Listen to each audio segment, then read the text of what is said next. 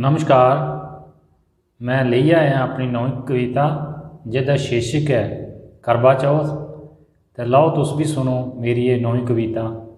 शहरें च पई गई चहल पहल, हट्टी आले नहीं लग्गै बैल, बंगा टल्ले आए शैल शैल, खरीदें पैसे का नहीं रहिंदा ख्याल, भरिए झोला समाने का लियाया, बरत सुहागनी का करवा चौथ आया, बरत सुहागनी का करवा चौथ आया।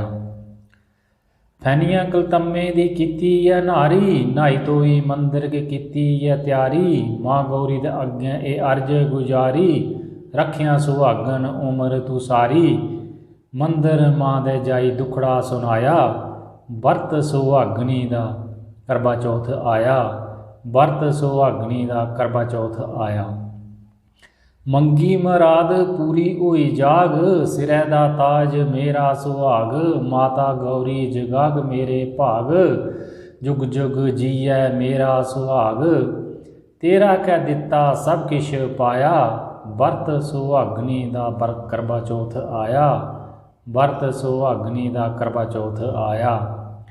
करिए श्रृंगार अपने आपे की निखार दी, करिए श्रृंगार अपने आपे की निखार दी, कंधे दा इरख अपने आस्ते जगार दी, रही भुखे पाने कियां दिन ए गुजार दी, सुहागे दी थाली ओ चा चा सजार दी, चढ़िया चन्न दिलै च खुशी ले आया, बरत सुहागनी दा करवा चौथ आया।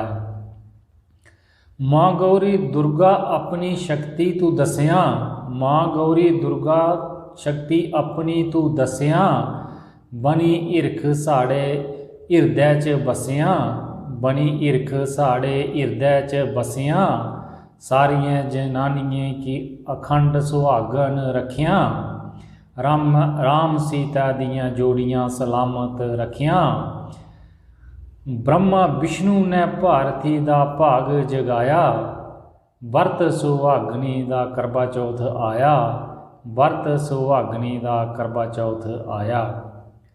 तो जेकर कविता तुसें शैल लग्गे तो लाइक तो शेयर जरूर करियो, तो मेरे चैनल डुगर दी धरती की सबसक्राइब करियो। जय डुगर, जय माँ डोगरी।